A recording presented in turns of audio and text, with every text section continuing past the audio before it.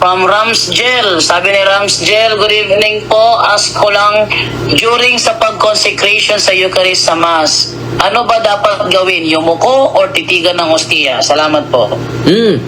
Unang-una, titigan mo yung ostiyas na, Lord, no, lahat ng mga intention mo, salaysay mo na, Lord, nandito ako, makasalanan, no?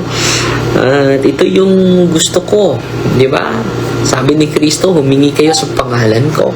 So, lahat ng gusto nyong hihingin, no? Una, gratefulness, dapat magpasalamat, i-praise natin ng Panginoon. Pangalawa, yung mga petition natin, and then repentance sa mga pagkukulang natin sa Diyos, pagkukulang natin sa bawat isa. So, mas mabuti na tingnan mo, Lord, no? Kahit hindi ako nararapat, no?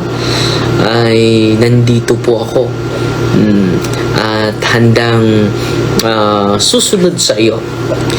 Despite my weaknesses, despite my shortcomings, I'm here.